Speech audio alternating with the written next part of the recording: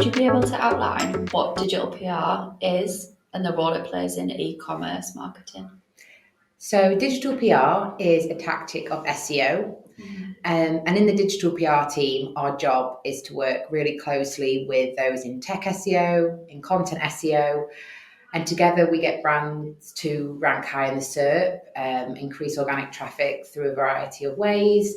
That could include creating press releases and outreaching to high domain publications, reactive PR, core work, and the focus of all of those tactics is to build links on high DA websites, and those links in turn sort of give link juice to the brand and make them rank higher in the SERP. So if you could give an example, say a menswear retailer in e-commerce, how does that sort of tie in to what you're doing in digital PR? Sure. So if an online men's brand were to come to us wanting digital PR, what we would do is we'd put a strategy together, and that would most likely be with tech SEO and content SEO, but digital PR can work as itself. As I said, it's a tactic of SEO. So what we want to do is, with that brand, is a digital PR strategy. And with that strategy, we would raise the brand awareness, both online and offline, really. We would also create digital PR campaigns around the theme of men's fashion, and we'd create press releases or campaigns or reactive PR. So, for example, one could be the latest spring and summer fashion trends. We could create a campaign around that, outreach to journalists, and the journalists would hopefully love that campaign, cover it in their online publications, and link back to that brand because they're creating a story around them. So one of the jobs of digital PRs is not only to come up with really exciting campaigns that cut through a super busy news agenda, we've also got to give journalists and publishers a reason to link back to that e-commerce site, because some journalists will simply cover the story and say, a men's fashion wear brand said, but we've got to give them a really good reason to link. So that might be extra content on the site. It might be an infographic. We might work with the designer and create a visual asset. So that's our job, really. We're storytellers who, through our work, increase organic traffic back to an e-commerce site, which increases brand awareness, traffic, and ultimately sales. Yeah. Why is digital PR such an important tactic of SEO, and why do you think brands need to invest in it? So digital PR is a really important tactic of SEO. I like to think of SEO as sort of a three-legged tripod. So you've got your tech SEO, content SEO, and digital PR. They all work well separately, but when they're together, they're super strong. So obviously, tech SEOs make sure that your website works really well. UX is great. You can log on easily, it's accessible. Content SEO, their main focus is creating beautiful content that is relevant, that answers questions, and that goes on site. So without digital PR, you're going to struggle to get the right volume of traffic to that content. Obviously, content writers are amazing and they create content with lots of keywords and to make sure it ranks. But digital PR really gives it that edge. So if we can go out with that content on site and outreach to journalists and then build links back to that site, you're going to get more traffic going to that site. And it's really important. And I think why it's so important and why e-commerce brands need to invest in it is because so many brands do, and if you don't, you're going to kind of be left out on the cold. Everyone's shopping online now. It's getting more challenging, it's getting trickier, and you absolutely need to make sure that you're investing in digital PR because ultimately it's super measurable. I think it sometimes gets mistaken with more old-fashioned PR tactics, which maybe aren't as measurable, even though they're equally important, whereas digital PR is really measurable. We can see the links that we're building to pages. So we see that when we build more links to our client sites, that those links are often followed by a surge in organic traffic, an increase in brand awareness, and ultimately sales. So investing in digital PR is one of the best investments, I would say, that e-commerce retailers can make. What is one of the biggest problems you've seen in the digital PR industry over the last 12 months?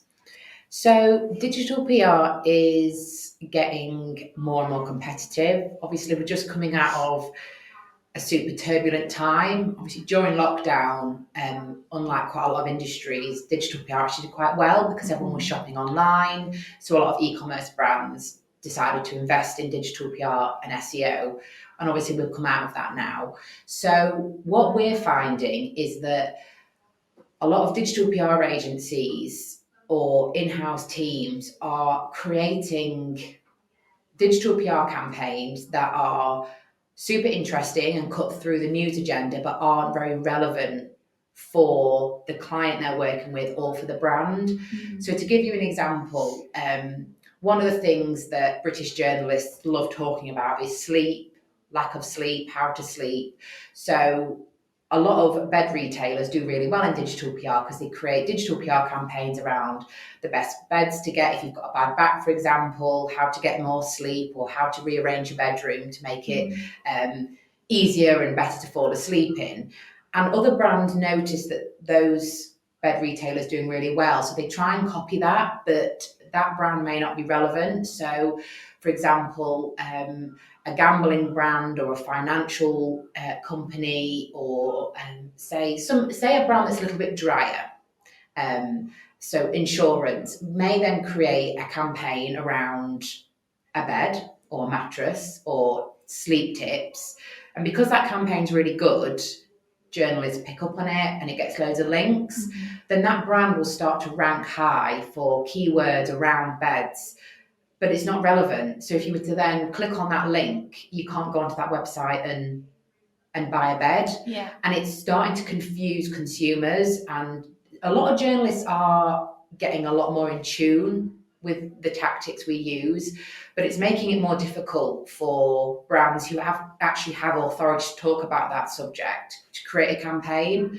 So to put it really simply, say someone wanted to buy a new bed and they typed into a search engine, best mattress for a bad back. And if a brand out there has just created a campaign around that, but not relevant, they're going to rank higher than actual bed retailers. Yeah. And it's just becoming a bit of an issue. And we're noticing that just some agencies and some brands are just so desperate to get links and create digital PR campaigns, but not really thinking about campaigns that are relevant to them. So it's getting harder to cut through, and also you're competing with not just direct competitors, but also brands who are quite irrelevant.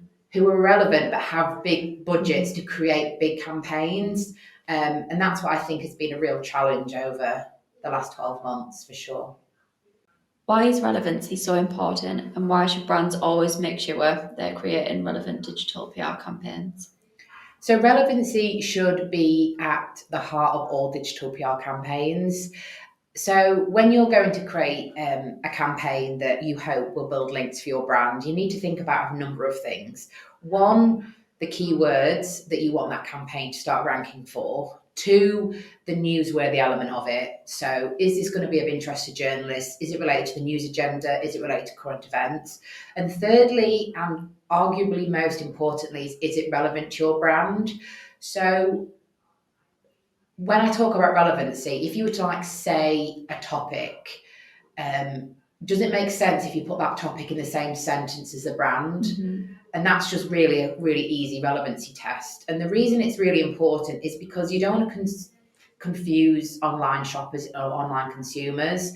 You want to create a campaign that makes absolute sense to A, Google, and B, the consumers. And Google is getting more and more clever. We all know that. It's constantly updating.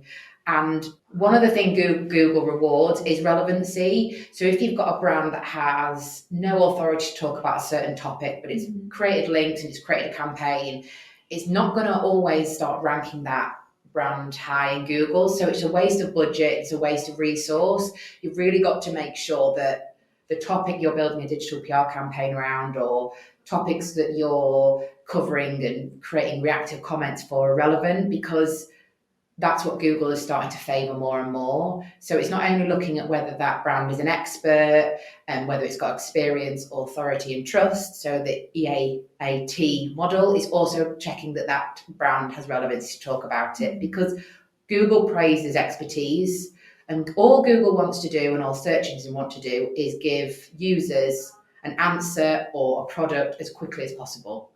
So that's why it's really important to support Google in doing that and create campaigns that are relevant for the brand you're working on behalf of or for. What do you think the future holds for digital PR, and how will this impact customers?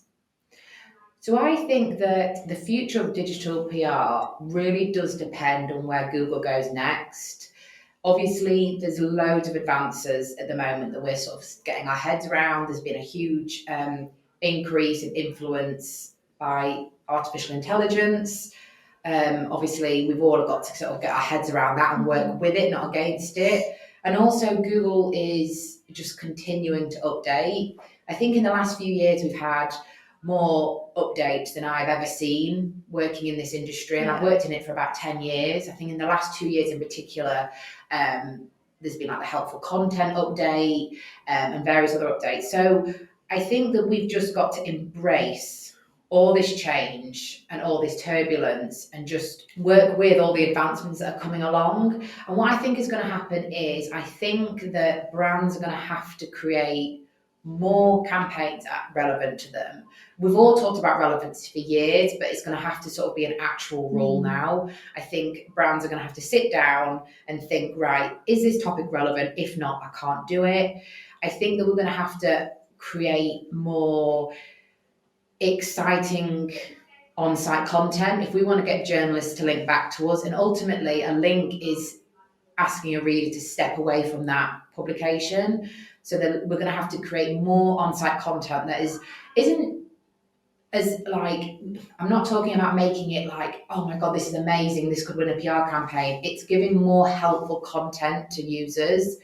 And I think we're also going to have to keep focusing on reactive PR, which is one of my favourite tactics of digital PR. And that's just super quick comments and supporting journalists with an expert comment or data, because journalists have higher pressure on them. They've got smaller news teams, they've got big targets, and they have to also work really quickly. So I don't think it's about investing in massive digital PR campaigns. I think it's continuing to focus on reactive PR, work quickly, create relevant content, and keep sort of bridging the gap between all the SEO tactics. For a long time, everyone in SEO, all the sort of the tech, digital PR and content teams worked a bit separately, but I think it's more important than ever to work as one team. So that's why I think everything's going to go.